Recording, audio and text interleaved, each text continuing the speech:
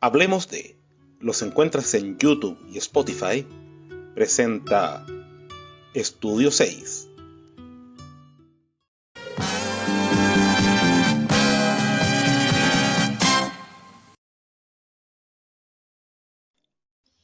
Hoy en Estudio 6, Fidel en Chile.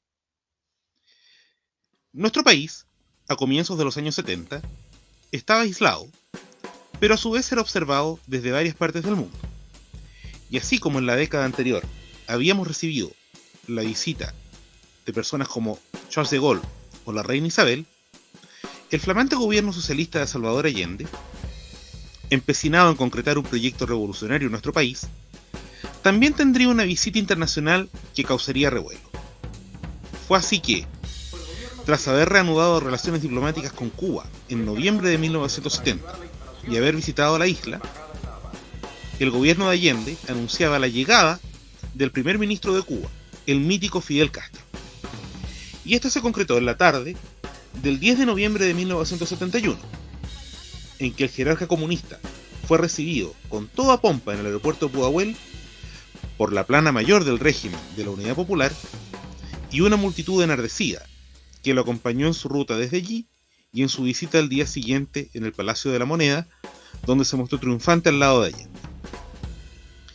Ese día fue saludado también por unidades militares en la plaza, bajo la supervisión del comandante de la guarnición de Santiago, general Augusto Pinochet. No estaba muy clara la duración de la visita o de la agenda de Fidel. Medios oficiales habían hablado inicialmente de unos 10 días.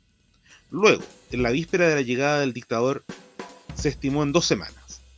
El asunto es que el líder, Fidel Castro, empezó un extenso recorrido por el territorio nacional. 8 provincias, incluyendo las extremas Tarapacá y Magallanes, varias localidades pequeñas, un sinnúmero de reuniones masivas y discursos, y cada cual más encendido que el anterior. Una primera escala, muy bullada, fue Antofagasta. No tanto por su actividad en la ciudad misma y en Chuquicamata, sino que por su visita a las localidades de María Elena y Tocopilla. En esta última, se animó a jugar un partido de básquetbol con otros personeros del gobierno. Tras una conversión, fue captado por un lente fotográfico en una animada celebración con el vocero de gobierno, Jaime Suárez, dando la impresión de que estaban bailando un vals. Dicha imagen fue publicada primero por el oficialista diario Clarín, que se lo tomó al chiste, pero luego se transformaría en un objeto de constante burla contra el gobierno y el célebre visitante. La siguiente parada fue en Iquique, donde recibiría el homenaje del equipo chileno que había salido campeón de caza submarina ese mismo año y probaría la temperatura de las aguas chilenas.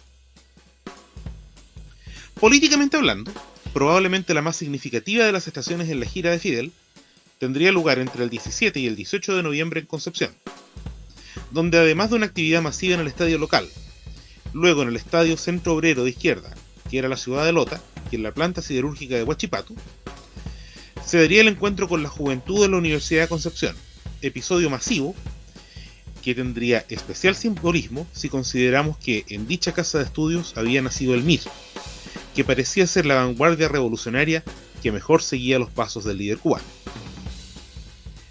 Mientras, la prensa y la opinión pública se seguían mofando de su vals de Tocopilla y empezaban a cuestionarse la duración de la visita. Pero a Fidel nada parecía importar, y seguía recorriendo las provincias del sur con discursos apasionados y sembrando cizaña en Punta Arenas, donde se reunió con trabajadores petroleros, en Puerto Montt, y luego en las provincias de O'Higgins y Colchagua, donde además de hablar en contra de los agricultores en Codegua, visitaría las faenas mineras en el Teniente, las que lo dejarían profundamente impresionado, y a las cuales aludiría en su discurso en el estadio de la Braden, a pocos meses de la nacionalización del cobre, el 24 de noviembre. En los días posteriores tendría varias actividades en la capital, incluyendo un muy mediático discurso ante estudiantes concentrados en la Universidad Técnica, considerada entonces el máximo reducto estudiantil de izquierda en Santiago, y que fue profusamente cubierta por la prensa, al igual que una concentración de mujeres en el Estadio Santa Laura. Esto tuvo lugar el 29 de noviembre. Ya a esas alturas la prensa no solo se burlaba del vals de Fidel, sino que además se tomaba casi el chiste la duración de su visita, diciendo que la estaba estirando para alcanzar a ver el final de Simplemente María. En su 20º día en Chile, tendría su última salida a provincia, concretamente una concentración en la Plaza Sotomayor de Valparaíso.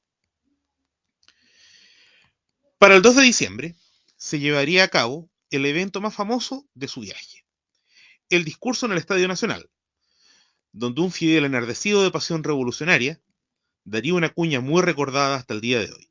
Con la verdad, con la verdad, con la verdad, con la razón, con la razón, con la razón, con la moral, con la moral, con la moral. Sin embargo, ese discurso, transmitido en directo a todo el país por televisión nacional, tendría una particularidad que comentar. En Cuba, estaban acostumbrados a los eternos discursos de su primer ministro, de más de 4 o 5 horas de duración. Pero en Chile eso no es habitual, así que tras de un par de horas, la gente empezó a abandonar el Coliseo de Ñuñoa.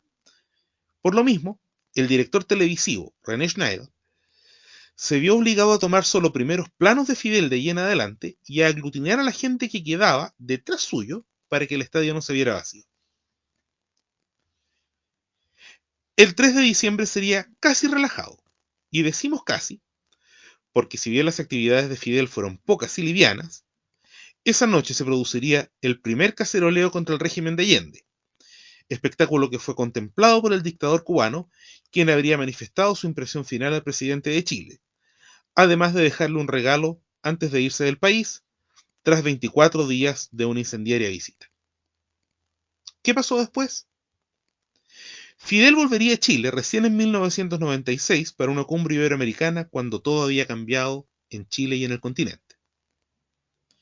Su regalo a Allende, en cambio, tomaría celebridad un par de años después de su primera visita, en 1973. Pero esa es otra historia. No dia que alguém tiver que dar uma geral, quero ver quem é quem na luta do bem contra o mal.